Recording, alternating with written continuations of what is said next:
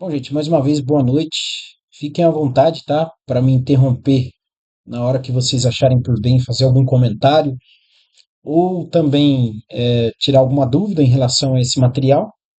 Não é uma aula muito extensa que eu quero ministrar para vocês, mas algo com no máximo uma meia hora, mais ou menos, 40 minutos no máximo. Mas eu creio que vai dar para explanar bem o assunto. Como eu havia informado anteriormente, o assunto de hoje é cosmovisão. O meu intuito aqui é fazer uma série de estudos com vocês, né? Antes o nosso grupo era muito mais ativo em relação a essas questões de estudo. Hoje já não tem tanta aquela atividade, né? Então a ideia é tentar resgatar toda essa atividade. Tem gente entrando aí. Eronildes é o pai da Jéssica, né? Boa noite, querido. Então a minha ideia é resgatar essa atividade entre nós para a gente poder crescer juntos, né? Intelectualmente. Então é por isso que eu estou dizendo. Eu estou aqui ministrando a aula, mas vocês fiquem à vontade para me interromper e também para tirar eventuais dúvidas, tá? Me interromper para fazer comentários ou tirar eventuais dúvidas. Por que eu queria começar essa sequência de estudos com cosmovisão? Porque eu creio que é um dos assuntos mais negligenciados, principalmente no meio conservador, o pessoal cristão também, muitos não sabem disso. Boa parte da população em geral não sabe, né? Mas quando nós falamos em relação aos cristãos, o cristianismo em si, seja o católico ou o evangélico, acaba negligenciando um tanto este assunto que é de extrema importância para nós, né? Nós temos a nossa cosmovisão que tem sido dioturnamente atacada, seja por meio de músicas, seja por meio de programas sociais, seja por meio da política, filosofias, nas escolas, nos filmes, em todos os locais, a nossa cosmovisão cristã ela tem sido atacada. E uma coisa que eu quero chamar a atenção para nós agora é o fato de que eu disse nossa cosmovisão. Por que eu disse nossa? Hoje a gente vai ver alguns elementos que compõem a cosmovisão e vocês vão ver que uma cosmovisão ela é compartilhada. Obviamente, eu posso ter a minha forma única de ver o mundo, assim como o Marcos, o Eronildes, a Jaqueline, a Jéssica ou qualquer outra pessoa pode ter a sua forma única de ver o mundo, porque cada um tem a sua criação, teve suas experiências pessoais ao longo da vida, né? Suas experiências religiosas também ao longo da vida, mas isso também não deixa de ser uma cosmovisão, uma visão de mundo compartilhada. Porque, assim, aquilo que a gente tem que entender antes de começar de fato o nosso assunto é que os nossos pensamentos, a forma como nós encaramos as coisas, seja no âmbito religioso, político, qualquer âmbito, qualquer câmara da nossa vida, né? Qualquer área da nossa vida, não é simplesmente nossa. Ou seja, a forma como nós vivemos, a forma como nós pensamos, não é originária nossa. Não foi eu que inventei a minha forma. Muitas das vezes, e na grande maioria das vezes, quando eu digo grande maioria das vezes, é quase 100% mesmo, a forma como nós vemos o mundo é uma forma herdada. Ou nós herdamos dos nossos pais, ou nós assimilamos essa forma da sociedade como um todo, ou seja, daquele extrato social que nos cerca. Então, quando se trata de cosmovisão, esse é o primeiro ponto que eu quero que vocês entendam, né? A nossa forma de pensar, as nossas opiniões, até mesmo as nossas opiniões políticas, sou de direita, sou de esquerda, seja lá como for, não são originariamente nossas. Nós herdamos diversos traços de todos os ambientes os quais nós já frequentamos. Então, você estudou lá ensino fundamental, ensino médio, talvez fez faculdade, ou você foi criado pelos seus avós, ou talvez pelos seus padrinhos. Cada uma desses períodos da sua vida, ou das pessoas que passaram pela sua vida, contribuíram para a formação da sua forma de enxergar o mundo. Tá? Então, isso também é uma outra diferenciação que eu quero que a gente possa fazer. Tá? A nossa forma pessoal, eu, Christian, tenho uma forma única de ver o mundo, mas também nós temos uma forma em conjunto. Tá? Então, no caso hoje, a gente vai introduzir um pouco, por exemplo, da cosmovisão cristã, mas a cosmovisão cristã seria talvez, tá? Uma forma um pouco menos ampla de ver a cosmovisão ocidental como um todo, tá bom? É, dentro do primeiro assunto, antes, na verdade, de entrar dentro do primeiro tópico aí, eu quero dizer que esse material que eu preparei é um material que não é tão extenso, mas baseado nesse livro que eu recomendo a vocês. Tem ele em PDF grátis, você consegue achar. Eu gosto de livro físico, né? Mas a gente tem também esse livro em PDF grátis, é facinho, só colocar lá. Panorama do Pensamento Cristão, do Michel Palmer. Esse Michel Palmer, ele não é o único autor desse livro, ele vai chamar várias pessoas para comporem esse livro com ele, e cada um desses autores vão escrever um capítulo, mas o capítulo específico sobre cosmovisão e, mais especificamente, cosmovisão cristã, vai ser escrito por esse Michel Palmer. Não é um livro caro e no preço, né? É muito barato, você vai pagar aí entre 30 e 50 reais, mas o material, a riqueza de informação que esse livro vai trazer para nós é muito grande. Inclusive, o assunto que eu vou trazer hoje, né, Cosmovisão, é o resumo do resumo da forma como ele vai tratar no livro. Então, no livro ele vai esmirilhar o assunto, né? Você vai ter uma, uma riqueza de detalhes muito grande em relação a esse assunto, beleza? Novamente lembrando, se vocês quiserem me interromper, fazer algum comentário, alguma pergunta, fiquem à vontade, tá? Quem não quiser falar no microfone, pode escrever aí no chat. Vamos lá, gente. Cosmovisão. Esse termo é um termo inventado por filósofos alemães. E o termo original é esse aí, Weltanschauung. Creio que é assim que se pronuncia, tá bom? E eu acho bom a gente trazer essa definição, porque assim, uma palavra só, e isso é uma coisa interessante para a gente entender, uma única palavra na língua portuguesa ou em qualquer outro idioma pode trazer uma série de conceitos. Tá? Então, muitas das vezes, quando a gente pega um dicionário linguístico, né, um dicionário da língua portuguesa, a gente não vai ter a, a tradução, o significado completo da frase ou do conceito ou das palavras. Então, é como eu disse, uma única palavra, ela traz no seu bojo, no seu cabedal, uma série de conceitos. Inclusive, eu até deixei grifado ali de vermelho para vocês que esta palavra, esse conceito alemão, é uma palavra carregada de significados filosóficos. Então, assim, quando se fala em cosmovisão, ou a forma como se enxerga o mundo, não é tão simples assim como algumas pessoas pensam, tá? Tem uma série de coisas que a gente precisa entender para conseguir compreender o real significado dessa expressão, deste conceito, tá? Essa expressão ela diz respeito a uma perspectiva, uma atitude de um indivíduo em relação ao mundo, tá? E o mundo aqui, a palavra mundo, eu até deixei uma definição um pouco mais embaixo ali, do que seria o mundo. O mundo é o mundo como um todo. E eu não estou falando só do espaço físico, tá bom? Eu não estou falando só, por exemplo, das estrelas, da ordem natural das coisas. Eu estou falando de tudo: as culturas, as músicas, a história, a sociologia, a filosofia, a religião. É o mundo, é tudo como um todo. Entende? Então, cosmovisão ou visão de mundo diz respeito à visão de um indivíduo ou de um grupo de indivíduos em relação a absolutamente tudo. Tanto é que daqui a pouco a gente vai explanar isso um pouco melhor, que a cosmovisão ela tende a ser generalizante, ou seja, ela abarca basicamente todas as áreas da vida humana, tudo na nossa vida, a forma como nós tratamos as pessoas, a forma como nós enxergamos o matrimônio, a forma como nós enxergamos os nossos relacionamentos interpessoais. Por exemplo, se eu jogo lixo pela janela do carro, por exemplo, né? Comi uma banana, joga a casca de banana pela janela do carro, vai cair na rua, né? Além de ser uma infração de trânsito, é uma coisa antiética, né? E isso é abarcado também dentro dos conceitos de cosmovisão, né? Por que eu não devo fazer isso? Simplesmente porque vai sujar o chão? Ou é porque é uma convenção social de que nós não devemos jogar cascas de banana pela janela do carro? Não, não é bem assim, tá? Então, como eu disse, é uma coisa muito mais ampla do que aquilo que nós estamos acostumados a ver. Tá? E o último parágrafo ali diz: Assim, cosmovisão é a percepção ou a compreensão do mundo e da realidade como um todo. Olha lá, a realidade.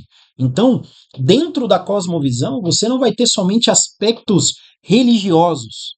Você não vai ter somente aspectos filosóficos, éticos, morais. Você vai ter uma série de conceitos filosóficos, uma série de conceitos. É por isso que eu falei, a cosmovisão tende a abarcar tudo, absolutamente, absolutamente tudo na vida humana, beleza?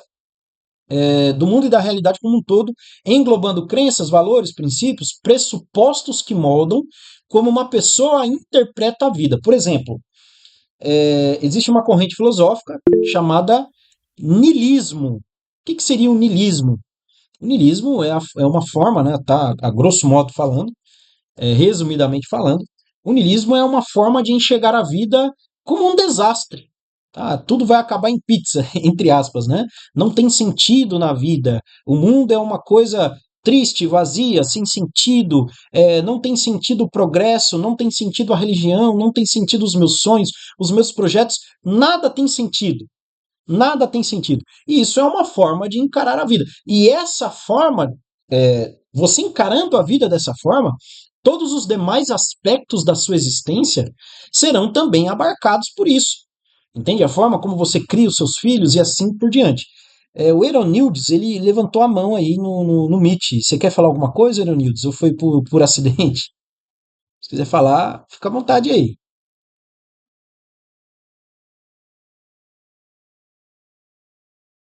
Bom, acho que foi. Não, Foi vai um falar. acidente, mano, porque eu não sei mexer com o Meet. Vou abrir a fila aqui então. Se quiser falar, fica à vontade, tá? Fazer pergunta, Tá bom. complementar o assunto, fica à vontade aí, tá? Os demais também. Beleza, gente? Tranquilo até aí? Creio que acho que deu para entender bastante, tá? Nesse sentido de que a cosmovisão não é algo tão simples de se entender assim, né? Como alguém pode dizer, tentar resumir, abarca tudo na nossa vida. E aqui eu estou fazendo uma recapitulação desse tópico para a gente poder passar para o próximo tópico. Então, entenda bem, a forma como nós enxergamos a vida define as nossas atitudes, define tudo, tá? Define absolutamente tudo. Se eu perdoo ou não, por exemplo, a cosmovisão cristã, ela define parâmetros de perdão, tá? E esses parâmetros, eles advêm das escrituras sagradas.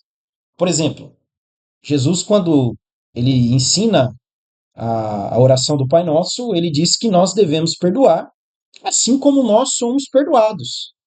Ou seja, se Deus me perdoa, eu devo perdoar o meu próximo, as ofensas do meu próximo. A oração do Pai Nosso não é perdoa-me as minhas ofensas ou perdoa-nos as nossas ofensas, assim como nós perdoamos a quem nos tem ofendido. Só um parênteses aqui, né? Repare que a oração do Pai Nosso não é perdoa as nossas ofensas. Deus não está perdoando as nossas ofensas. Perdoa-nos as nossas ofensas. Então Deus não perdoa a ofensa. Deus perdoa o ofensor, tá? É só um parênteses aí para a gente poder se apegar a um simples detalhe. Mas vamos lá, indo adiante. Uma cosmovisão é um conjunto de crenças fundamentais que um indivíduo ou uma cultura, agora a gente abarcou um espectro maior do negócio. Tá? Eu falei um pouco atrás da civilização ocidental, mas vamos lá. Possui sobre a origem, natureza, propósito e destino do universo e da existência humana. Ela influencia todas as decisões, comportamentos e interações com o mundo. Outra diferenciação que a gente precisa fazer, precisa deixar bem claro: cosmovisão e civilização ocidental são duas coisas diferentes.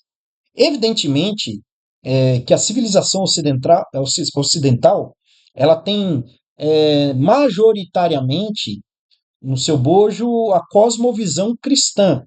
Não é à toa que um dos pilares da civilização ocidental é a religião cristã, né? Nós temos três pilares na nossa civilização, que é o direito romano, a filosofia grega e a religião, nós costumamos dizer, né, judaico-cristã, ou a crença judaico-cristã, a forma de encarar a vida dos judeus e dos cristãos constitui-se num dos tripés da civilização ocidental, que é a civilização a qual nós fazemos parte e que, inclusive, também tem sido atacada diuturnamente, não só pelos extremistas orientais, mas também por determinados agentes infiltrados dentro da própria civilização.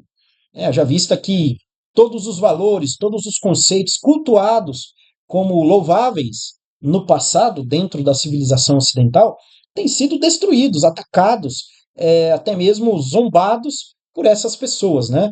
E isso, como eu já disse lá no começo da nossa aula, nas escolas, nos filmes, nas músicas, nas séries, em todos os ambientes dentro da própria civilização. Mas repare bem que dentro dessa nova definição que eu trouxe de cosmovisão, eu vou dizer que é a forma como um indivíduo ou uma cultura ela encara a origem, e olha lá, origem do universo. Por exemplo, dentro da cosmovisão judaico-cristã, nós cremos no Logos Criador, ou seja, na palavra criativa do Deus eterno. Deus disse: haja luz, Deus criou todas as coisas, o cosmos, a realidade, e eu acho que é pertinente também a gente abrir mais um parênteses aqui, gente, e entender o seguinte: Deus ele não cria somente o mundo físico, exclui o mundo espiritual, tá? Vocês, nós que gostamos, né, de falar desses assuntos mais espiritualizantes, né, vamos excluir isso por enquanto. É, Deus não cria somente o mundo físico, Deus cria a realidade como um todo, tá? Ou seja, a forma como o universo funciona, as engrenagens, entre aspas, tá, da realidade, é uma criação divina também. Tá? Então, por exemplo, um exemplo bobo dentro disso aqui, o fato de a mentira ser algo ruim e a verdade ser algo bom. Isso é um aspecto da realidade. Ou seja, isso também faz parte da criação. É porque quando a gente fala em criação, a gente pensa somente nos pássaros, nas estrelas, nas galáxias. Não. Deus ele é encarregado de criar a realidade, ou seja, aquilo que compõe a criação física. Tá? Mas vamos lá. Então, dentro da cosmovisão cristã, nós temos uma forma de encarar o mundo, a origem do universo que diz respeito à criação pelo próprio Deus, mas, por exemplo, se você olhar a realidade, o universo, o cosmos, dentro de uma visão ateísta, você vai entender que o mundo surge do acaso. Você vai entender que o mundo surge de um acidente, não é nem de um acaso, né? Mas de um acidente. As leis que governam a natureza, por exemplo, a cosmovisão cristã, ela não impede o homem de explorar a natureza, porque existem outras religiões mundo afora que dizem que nós devemos, não diria nem respeitar a natureza, porque o cristianismo também prega isso, né? Mas uma espécie de um culto à Mãe Terra, a grande Gaia, né? Ou seja, você não pode nem explorar os recursos da natureza, que você estaria cometendo um pecado extremamente grave. E isso é uma coisa que não tem nada e absolutamente nada a ver com a cosmovisão cristã. Tá? E olha só, como forma como você encara a realidade, o mundo, vai ditar também inúmeras outras áreas da sua vida, como por exemplo tecnologia, tá?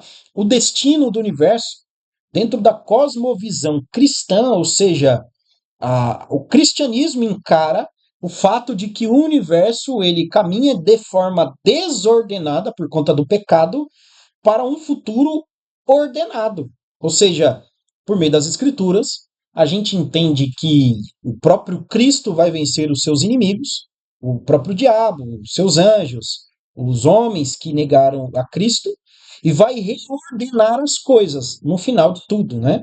Então isso é uma forma de encarar o mundo, de encarar a realidade.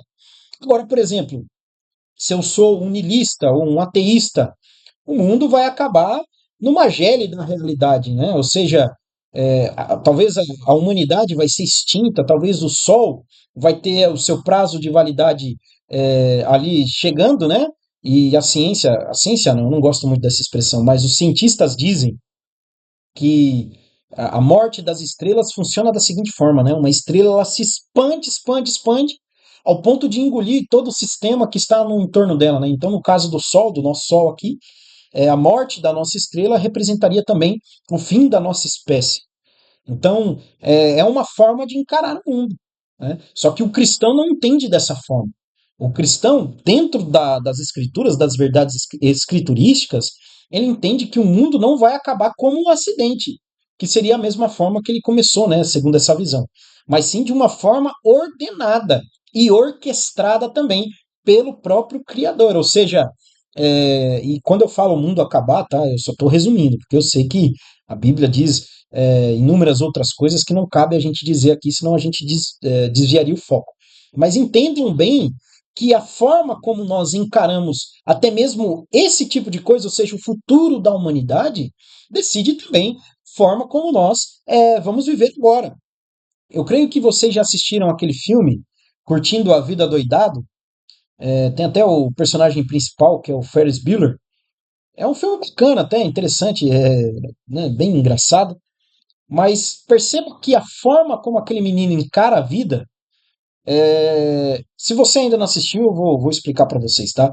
É um garoto que mata a aula e ele inventa uma história muito grande para os pais dele, para o diretor, para o pessoal da escola, para poder matar a aula, né? E é por isso que o filme chama Curtindo a Vida Doidado, porque esse dia específico que ele quer matar essa aula, ele quer se divertir ao máximo e ele vai conversando com o público ao longo do filme e ele vai dizendo: olha, a vida passa muito rápido.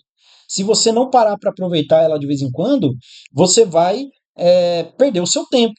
Ele parte até de uma premissa verdadeira de que nós devemos aproveitar a nossa vida. Né? Só que aí a gente tem que separar as coisas. O que é aproveitar a vida? Para alguns é viver como um moleque, né? Tem homem de 40, 50 anos que tem a mentalidade de um moleque. Né? Trai a esposa, ou às vezes nem tem esposa, dorme com um monte de mulher, ou até dorme com outros homens também, faz o que quer. Né? O fruto desse tipo de mentalidade é o surto de AIDS, por exemplo, que a gente teve na década de 80. Né? Um dos exemplos que a gente pode ter das consequências dessa forma de encarar a vida. Tá? Então vejam bem como tudo é influenciável. Tá? Então a forma como nós encaramos a realidade decide o nosso comportamento. Tá? Por exemplo, eu citei a questão do perdão, tratando-se do cristianismo. Se eu decido perdoar, isso vai poupar a nossa vida de inúmeros detalhes desagradáveis. Né? Inclusive, estudos já dizem que a falta de perdão colabora até com células cancerígenas, não? Então vejam bem, né? O próprio cristianismo nos diz: perdoe as ofensas dos seus inimigos. Tá? Então, tirando do âmbito religioso, trazendo para o âmbito biológico, a gente sabe que o perdão liberado verdadeiramente nos traz inúmeros benefícios para a nossa saúde física, mental. Não? Então, como eu disse, eu quero que vocês entendam isso. A nossa forma de encarar o mundo, ela vai permear todos os aspectos da nossa vida. E é por isso que a gente não pode negligenciar esse assunto. Tá? Eu comecei dizendo, né, dentro do nosso encontro aqui, que as pessoas elas negligenciam muito essa questão, né, da cosmovisão. E isso não deve ser negligenciado, porque tem implicações diretas para todas as áreas da nossa vida. Beleza, gente? Vamos lá? Continuando aí. Algumas pessoas simplesmente herdaram sua cosmovisão. Olha só que coisa problemática. Assim, não seria tão problemático se não fosse o último parágrafo. Aqueles que obtêm sua cosmovisão apenas por este meio limitado, ou seja, herdando ela, sem passar pelo filtro da inteligência e da análise, podem muito bem tornar-se apáticos ou indiferentes à sua própria cosmovisão. Eu vou trazer um exemplo para nós aqui, né? Típico do nosso dia a dia. O cristão que nasce ali já dentro de um berço cristão, seja ele católico ou evangélico, tende a negligenciar muitos aspectos da própria religião. Porque é óbvio, né? Pelo menos deveria ser assim em todos os lares cristãos, os pais ensinarem os seus filhos a serem cristãos também. Mas não somente cristãos nominais, como cristãos devotos. Mas, em tese, né, não como via de regra, mas em tese, boa parte dos filhos de cristãos são apenas cristãos nominais, porque eles herdaram sua cosmovisão sem uma análise prévia, sem considerar as implicações da falta de fé. Entende? Por exemplo, um lar cristão, onde os pais são cristãos, os filhos são cristãos, é um lar, tá? Via de regra, onde o pai não vai chegar bêbado numa sexta-feira à noite e não vai espancar a mãe e os filhos. Um lar cristão é um lar onde o pai não vai se embriagar e vai morrer de cirrose, por exemplo, ou onde a mãe não vai ficar traindo o marido ou ficar recebendo visitas inusitadas, né, na hora que o marido está trabalhando. Em tese, dentro de um ambiente saudável, mas principalmente dentro de um ambiente cristão, isso daí são coisas inadmissíveis. E uma criança que cresce dentro desse ambiente, muitas das vezes ela tende a não entender o que seria da vida e da família dela caso seus pais não fossem cristãos? Ou caso seus pais não encarassem a vida da forma como eles encaram? Talvez se o pai não fosse cristão, ele seria um alcoólatra. Talvez se a mãe não fosse uma cristã, ela seria uma pessoa totalmente imoral, tá? Um exemplo para nós entendermos aquilo que eu estou querendo dizer para vocês. Então, isso é um ponto importante para nós entendermos, porque isso daí vai remontar o declínio da civilização ocidental contemporâneo e o declínio também do cristianismo. Vai ter com certeza católicos que vão assistir esse vídeo depois, eles vão de concordar comigo que tanto a Igreja Católica quanto a Igreja Evangélica, tá? Tanto um quanto o outro, estão vivendo uma crise moral, uma crise espiritual muito grande, desde a sua liderança. Mas, por exemplo, quando nós olhamos para as mocidades, para os jovens cristãos de hoje em dia, e a gente vê a contaminação ideológica, a contaminação religiosa, né? A gente vê, por exemplo, gente que se diz cristã, mas acredita em horóscopo, gente que se diz cristã e absorve elementos do paganismo. Então, assim, é uma coisa muito séria que tem que ser analisado, principalmente dentro das igrejas, dentro dos ambientes cristãos, e isso é negligenciado. Tá? Isso representa uma ruptura muito grande com os valores primordiais da cosmovisão cristã, da religião cristã e da civilização ocidental como um todo. Tá? Outro exemplo bobo que nós podemos trazer, sim, né? Um exemplo óbvio, em relação às vestimentas. Ou seja, hoje, principalmente a partir da década de 60, né, a década da revolução sexual, não só a mulherada, mas o homem também, prega uma certa irreverência nas vestimentas, ou seja, não tem mais pudor. Não existe mais pudor na vestimenta humana, né, para o homem, para a mulher.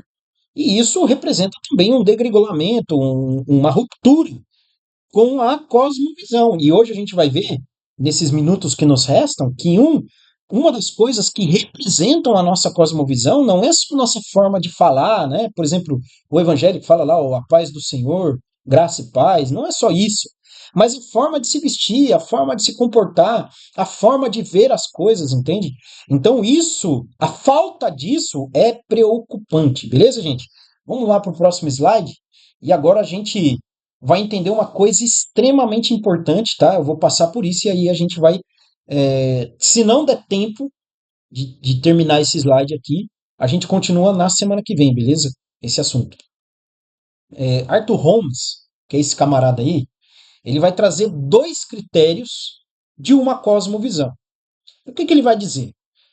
O primeiro critério, a cosmovisão ela tem uma meta globalizada. Guarda bem essa palavra aí, buscando ver cada área da vida e do pensamento de uma forma integrada. Guarda também essa palavra integrada. O que ele está querendo dizer? Que a cosmovisão ela abarca todas as áreas da vida humana. E ó, repara bem que eu não estou falando religião, tá? Eu estou falando cosmovisão. Tenha essa diferenciação muito clara na sua mente. Não é a religião, é a cosmovisão. Se bem que boa parte das religiões, principalmente o islamismo, mas o cristianismo também, vão abarcar diversos aspectos. Mas, por exemplo, você não vai ver um padre ou um pastor dizendo como você tem que escovar o dente, ou como que você tem que se alimentar, ou como que você tem que se limpar das suas necessidades, ao passo que em outras religiões nós temos isso. Tá? Salvo engano, até no Islã existem algumas regras que eles devem seguir. Mas a cosmovisão, necessariamente, ela vai abarcar todas as áreas da sua vida. Ela vai abarcar tudo. Por isso que ela tem uma meta globalizada, mas não somente globalizada, mas também integrada, ou seja, ela se integra. Todas as áreas da sua vida se integram dentro da cosmovisão, da qual você faz parte, a qual você, entre muitas aspas, tá, professa. Novamente, né, frisando aqui, a cosmovisão não é religião, tá? Tenham essa diferenciação muito clara. Da mesma forma que cosmovisão, religião e civilização ou cultura são duas coisas diferentes, tá? Até, por exemplo, dentro da questão cultural, a gente chama o Ocidente, né, de civilização ocidental ou cultura ocidental, mas dentro dessa cultura ocidental, nós temos subculturas. Por exemplo, aqui no Brasil, nós temos subculturas, a cultura dos nortistas, ou dos nordestinos, ou dos sulistas, a cultura carioca, né, ou a cultura da América Latina, por exemplo. Então, são subculturas, mas todas essas subculturas estão inseridas dentro de algo maior, que é a civilização ocidental, tá bom? E até o cristianismo compreende isso, né?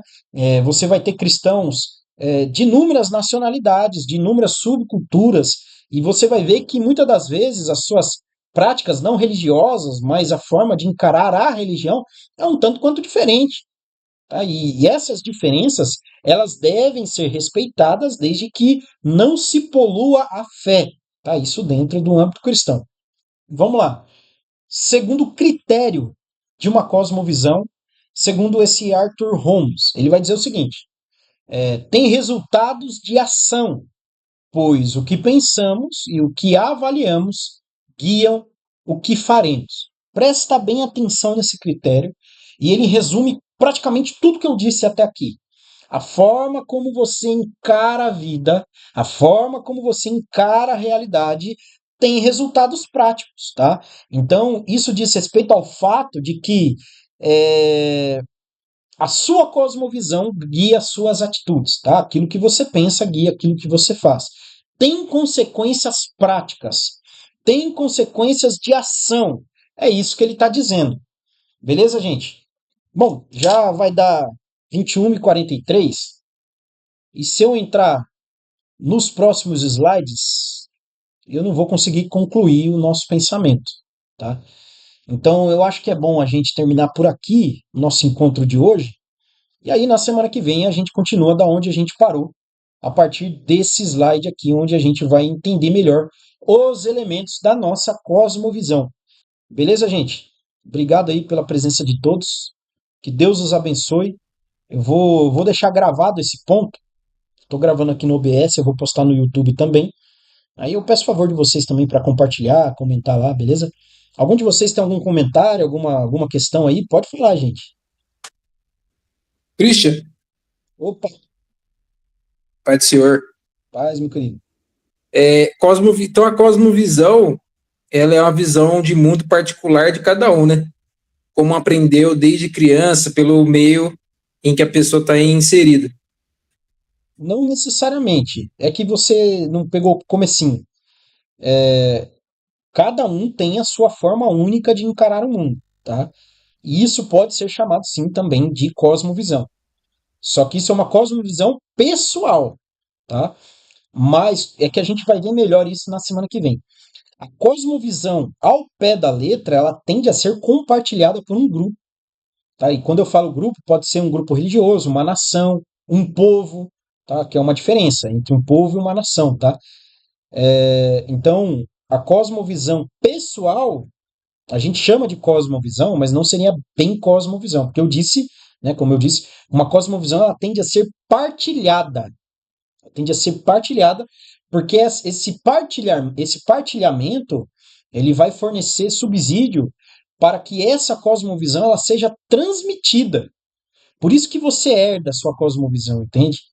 Você não herda ela, como eu disse, unicamente dos seus pais. Todas as pessoas que passaram pela sua vida, elas contribuíram para a formação da forma como você, Marcos, vê a vida, tá? Mas você também compartilha com elas de outros aspectos. Por exemplo, Dentro da civilização oriental, pode-se dizer que é um tanto quanto normal em alguns países, em boa parte dos países, principalmente o Oriente Médio, o homem tem mais de uma mulher. Ao passo que no Ocidente isso não é normal, entende? Não é só para um ou outro, mas o Ocidente, entende? Compartilha dessa visão. É um exemplo que eu estou dando para tentar formular melhor essa resposta. Tranquilo? Tranquilo, entendi agora. Obrigado, hein? Fechou, meu querido. Alguém quer comentar mais alguma coisa aí, gente? Fale agora ou cale-se para sempre. Fechou então, meus amigos. Mais uma vez aí, que Deus os abençoe e até na semana que vem. Fechou?